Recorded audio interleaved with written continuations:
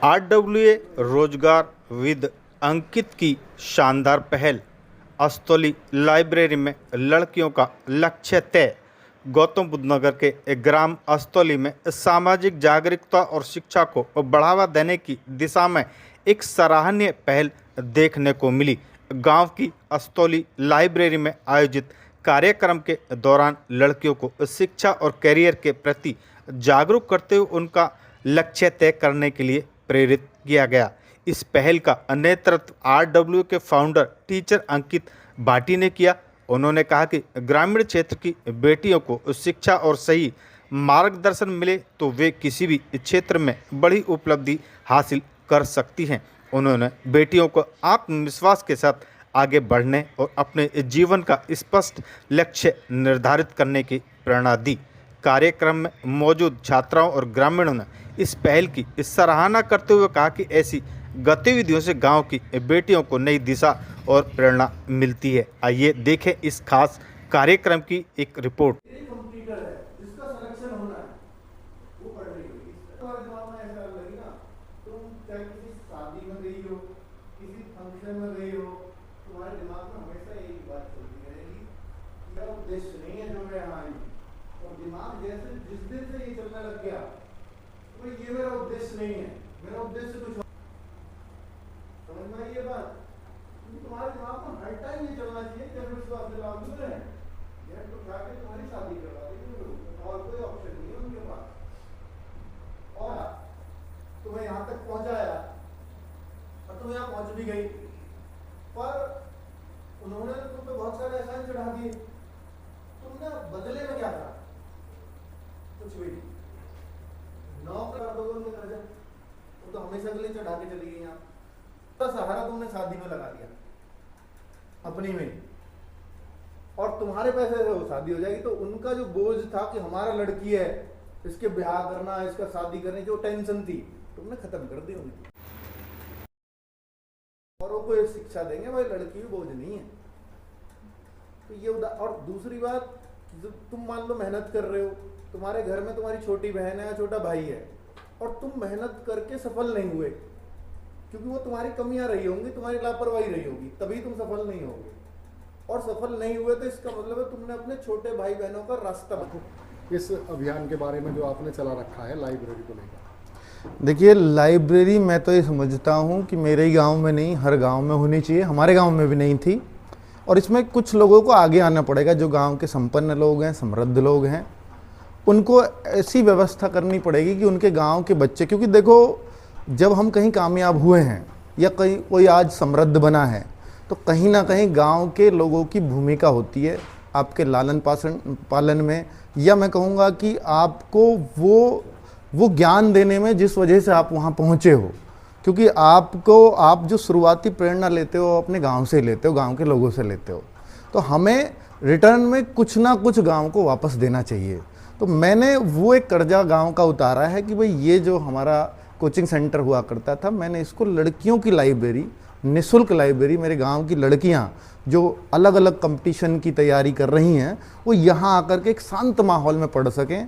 क्योंकि मैं ये समझता हूँ कि जो गांव की लड़कियां हैं ना, उनकी पढ़ाई कोई बहुत मायने नहीं रखती घर वालों के लिए जी। क्योंकि वो लड़की घर पे उससे वो सब काम कराए जाते हैं जो एक समझिए कि जो एक औरत से करने होते हैं, जबकि लड़कियों का अधिकतम समय उनकी पढ़ाई में जाना चाहिए। लड़कियां घर बच्चे भी संभालती हैं भाइयों के, और उनके लड़कियां घर जो है अपना चूल्हा चौका भी करती हैं गाँव में आज भी। लड़कियां रोटी भी बनाती हैं। लड़कियां उन सब कामों में इन्वॉल्व हैं जो उसकी पढ़ाई से उसको दूर लेके जाएंगे।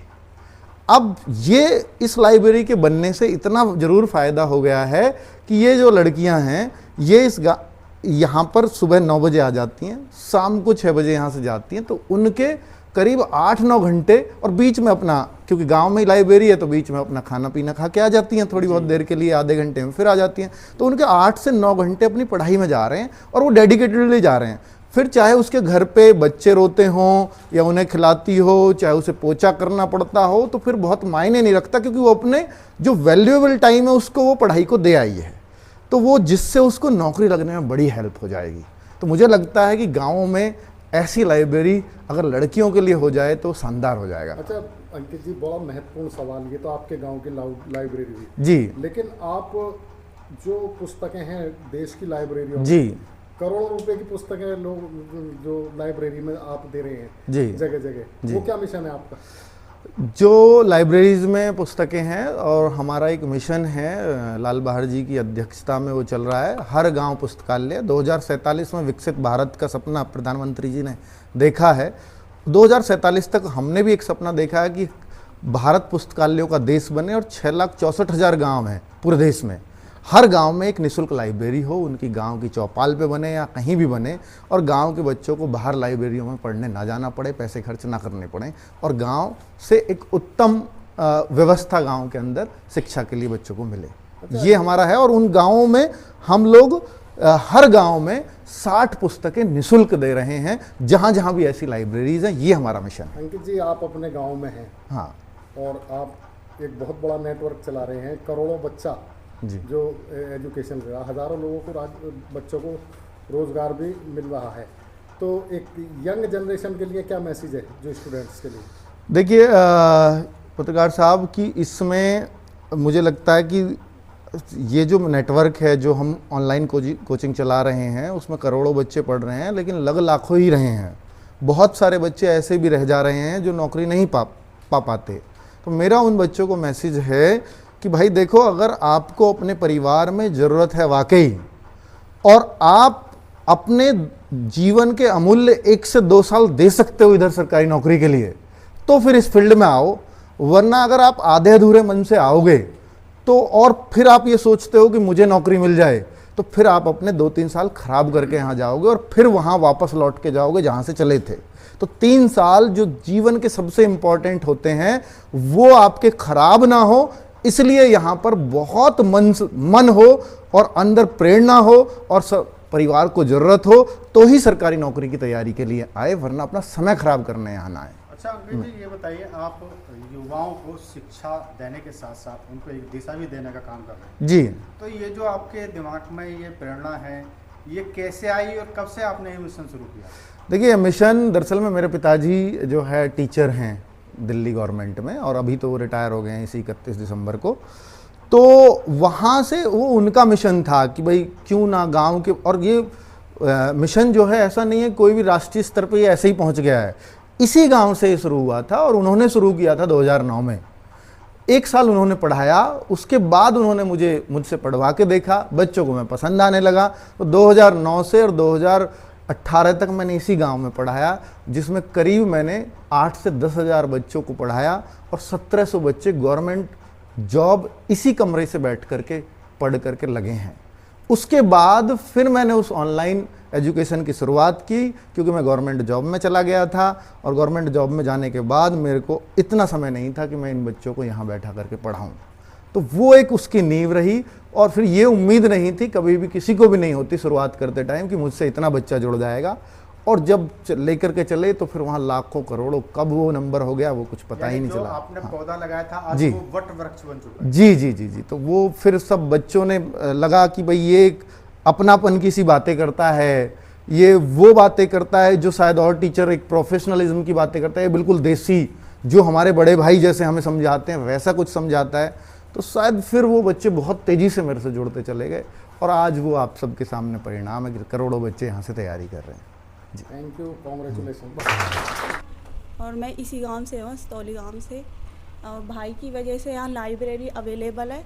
यहाँ पे फ्री ऑफ कॉस्ट हमें हर एक कोर्स मिल सकता है जिससे आप पढ़ना चाहते हो। हर किसी बच्चे के लिए है, अनोदर गांव के लिए भी है। कोई भी आके यहाँ पे प्रिपरेशन कर सकता है, कोई भी लड़की आके यहाँ पे। आप किस सब्जेक्ट की तैयारी कर रही है, क्या आपका टारगेट है? और अंकित जी जो बहुत बड़ा एक शिक्षा के क्षेत्र में, रोजगार के क्षेत्र में यहाँ काम कर रहे हैं, किस तरह से इनका मोटिवेशनल सपोर्ट मिल रहा है? इनका हर चीज़ में सपोर्ट है। कोर्स ले लो कि हर एडवाइस ले लो, एनीथिंग जो आपको चाहिए वो यहाँ पे मिलेगा। और यहाँ पे जो आप वाईफाई वगैरह मिला हुआ है, जिससे आप यहाँ पे फ्री अपना कोई भी कोर्स ऑनलाइन देख सकते हो। और मैं यहाँ पे दिल्ली पुलिस की तैयारी कर रही हूँ। मेरा फर्स्ट अटेम्प्ट हुआ है अब की बार। उम्मीद है कामयाबी मिलेगी। हाँ। बहुत अच्छे बेटा। हम स्तौली है। नाम है आपका? मेरा नाम प्रतिभा भाटी है। क्या आपका टारगेट है, क्या तैयारी कर रही है लाइब्रेरी? मैं PhD एंट्रेंस एग्ज़ाम की तैयारी कर रही हूँ। IIM Lucknow university.